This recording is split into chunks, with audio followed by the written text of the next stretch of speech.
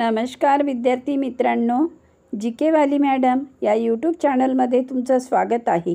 आज आपण पाहणार आहोत अंगणवाडी मुख्य सेविका, पर्यवेक्षिका, सुपरवायझर या परीक्षेमध्ये येणारी महत्त्वाची प्रश्नोत्तरे, जी तुमच्यासाठी अतिशय महत्त्वाची आहेत आणि ही सर्व प्रश्नोत्तरे प्रिव्हियस एक्झाममध्ये आलेली आहेत। जर तुम्ही चॅनलवर नवीन आला असाल तर चॅनलला सबस्क्राईब करून घ्याल। चला तर मग वेळ वाया न घालवता आपण आपल्या प्रश्नाला सुरुवात करूया। तर आजचा आपला पहिला प्रश्न आहे प्रश्न क्रमांक 1, रोटाव्हायरस लस कोणत्या रोगापासून संरक्षण देते? खाली ऑप्शन दिलेले आहेत। ए. ताप, बी. अतिसार, डायरिया, सी. खोकला, डी. टीबी। तर आपले या प्रश्नाचे उत्तर आहे ऑप्शन क्रमांक बी, अतिसार म्हणजेच डायरिया। रोटाव्हायरस लस ही अतिसार या रोगापासून संरक्षण देते। आता यानंतरचा पुढील प्रश्न घेऊया।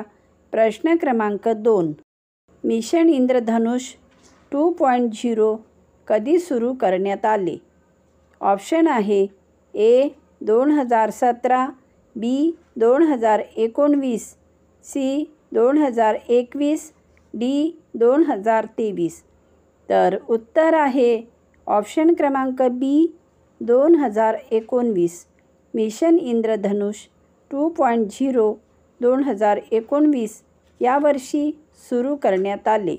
आता यानंतरचा पुढचा प्रश्न घेऊया। प्रश्न क्रमांक 3, लसीकरण कार्यक्रमात adverse event following immunisation AEFI म्हणजे काय? ऑप्शन आहे ए. चांगली प्रतिक्रिया, बी. लसीनंतर होणारी प्रतिकूल प्रतिक्रिया, सी. लसीनंतर आलेली झोप, डी. रोगाचे वाढलेले प्रमाण। तर उत्तर आहे ऑप्शन क्रमांक बी, लसीनंतर होणारी प्रतिकूल प्रतिक्रिया। आता यानंतरचा पुढचा प्रश्न घेऊया। प्रश्न क्रमांक 4, MMR लसीमध्ये कोणते 3 रोग समाविष्ट आहेत? ऑप्शन आहे A. Measles, mumps, rubella, B. Malaria, mumps, rubella, C. Measles, malaria, rickets, D. Mumps, rubella, typhoid. तर आपले या प्रश्नाचे उत्तर आहे ऑप्शन क्रमांक ए. Measles, mumps, rubella. आता यानंतरचा पुढील प्रश्न आहे प्रश्न क्रमांक 5, कोणत्या वयोगटासाठी IPV लस दिली जाते? ऑप्शन आहे ए. 0 ते 1 महिने, बी. 6 महिने ते 1 वर्ष, सी. 0 ते 5 वर्ष, डी. 10 ते 15 वर्ष। तर उत्तर आहे ऑप्शन क्रमांक सी, 0 ते 5 वर्षे। 0 ते 5 वर्ष या वयोगटासाठी IPV लस दिली जाते। आता यानंतरचा पुढचा प्रश्न आहे प्रश्न क्रमांक 6, लसीकरण कार्ड कोण तयार करतो? खाली ऑप्शन दिलेले आहेत। ए. Doctor, B. अंगणवाडी सेविका, C. Nurse, D. ASHA worker. तर उत्तर आहे ऑप्शन क्रमांक बी, अंगणवाडी सेविका। लसीकरण कार्ड अंगणवाडी सेविका तयार करते। आता यानंतरचा पुढचा प्रश्न घेऊया। प्रश्न क्रमांक 7, कोणती लस शीत साखळीत कोल्ड चेन 2 डिग्री सेल्सिअस ते 8 डिग्री सेल्सिअस तापमानात ठेवावी लागते? ऑप्शन आहे A. BCG, B. OPV, C. DPT, D. वरील सर्व। तर उत्तर आहे ऑप्शन क्रमांक डी, वरील सर्व।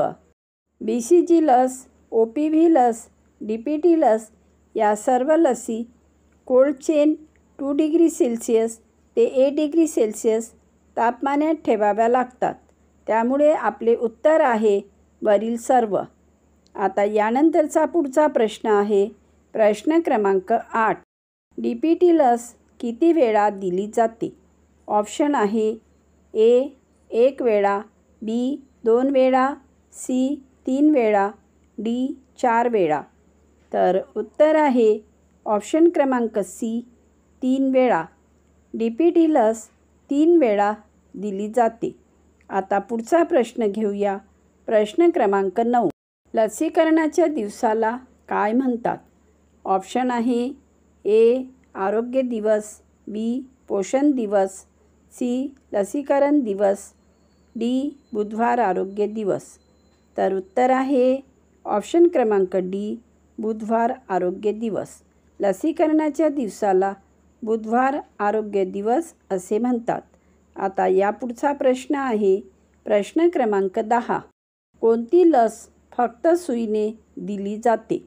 ऑप्शन आहे A OPV, B BCG, C MMR, D rotavirus. तर उत्तर आहे ऑप्शन क्रमांक बी BCG. BCG ही लस फक्त सुईने दिली जाते. आता यानंतरचा पुढचा प्रश्न आहे प्रश्न क्रमांक 11. लसीकरण दर वाढवण्यासाठी कोणती योजना प्रभावी ठरते? ऑप्शन आहे ए सुकन्या योजना, बी मिशन इंद्रधनुष, सी प्रधानमंत्री ग्राम योजना, डी उज्ज्वला योजना. तर उत्तर आहे ऑप्शन क्रमांक बी मिशन इंद्रधनुष. लसीकरण दर वाढवण्यासाठी मिशन इंद्रधनुष ही योजना प्रभावी ठरते. आता यानंतरचा पुढील आणि महत्त्वाचा प्रश्न घेऊया. प्रश्न क्रमांक 12. पेंटाव्हॅलेंट लसीमध्ये खालीलपैकी कोणता आजार नसतो? ऑप्शन आहे ए हिब, बी हेपेटायटिस बी, सी पोलिओ, डी टिटॅनस. उत्तर आहे ऑप्शन क्रमांक सी पोलिओ. पेंटाव्हॅलेंट लसीमध्ये पोलिओ हा आजार नसतो. आता यानंतरचा पुढील प्रश्न घेऊया. प्रश्न क्रमांक 13. लसीकरणासंदर्भात आशा वर्करचे मुख्य कार्य काय असते? ऑप्शन आहे ए इंजेक्शन देणे, बी लस तयार करणे, सी लोकांना लसीकरणासाठी प्रोत्साहित करणे, डी रिपोर्ट लिहिणे. तर या प्रश्नाचे उत्तर आहे ऑप्शन क्रमांक सी लोकांना लसीकरणासाठी प्रोत्साहित करणे. लसीकरणासंदर्भात आशा वर्करचे मुख्य कार्य लोकांना लसीकरणासाठी प्रोत्साहित करणे हे असते. आता यानंतरचा पुढचा प्रश्न आहे प्रश्न क्रमांक 14. कोणती लस जन्मानंतर लगेच द्यावी लागते? ऑप्शन आहे A MMR, B पेंटाव्हॅलेंट, C BCG, D DPT. उत्तर आहे ऑप्शन क्रमांक सी BCG.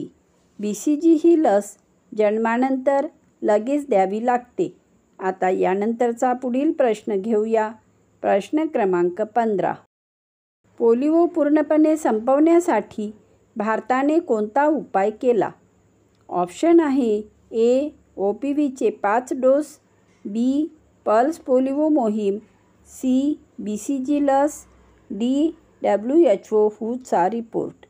उत्तर आहे ऑप्शन क्रमांक बी पल्स पोलिओ मोहीम. पोलिओ पूर्णपणे संपवण्यासाठी भारताने पल्स पोलिओ मोहीम हा उपाय केला. आता यानंतरचा पुढील महत्त्वाचा प्रश्न आहे प्रश्न क्रमांक 16. लसीकरण मोहीम कोण राबवतो?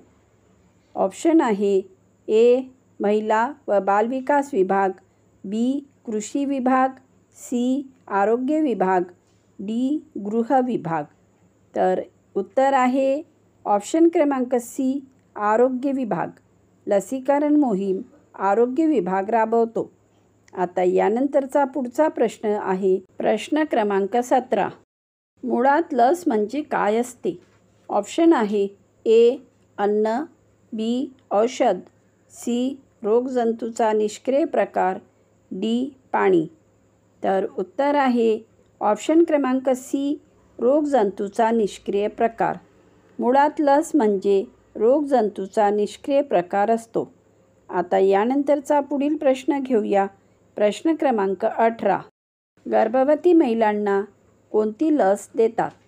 ऑप्शन आहे A MMR, B TT tetanus toxoid, C BCG, D DPT. तर उत्तर आहे ऑप्शन क्रमांक बी TT टिटॅनस टॉक्साइड. गर्भवती महिलांना TT म्हणजेच टिटॅनस टॉक्साइड ही लस देतात. आता यानंतरचा पुढील प्रश्न घेऊया. प्रश्न क्रमांक 19. लसीकरणामुळे काय निर्माण होते? ऑप्शन आहे ए रोग, बी ताप, सी रोगप्रतिकारक शक्ती, डी आजार वाढतो. तर आपले या प्रश्नाचे उत्तर आहे ऑप्शन क्रमांक सी रोगप्रतिकारक शक्ती.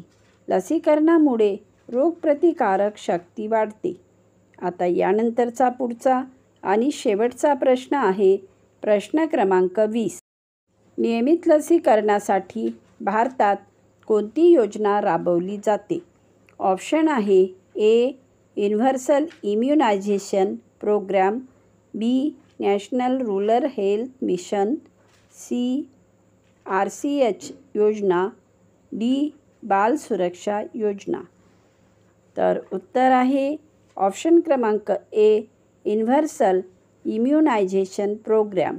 नियमित लसीकरणासाठी भारतात युनिव्हर्सल इम्युनायझेशन प्रोग्राम ही योजना राबवली जाते. तर मित्रांनो, जर तुम्हाला आमचा हा व्हिडिओ आवडला असेल तर व्हिडिओला लाईक करा, चॅनलला सबस्क्राईब करा, व्हिडिओला शेअर करा आणि बेल आयकॉन प्रेस करायला विसरू नका, जेणेकरून तुम्हाला आमचे असेच नवनवीन अभ्यासाचे व्हिडिओ भेटत राहतील.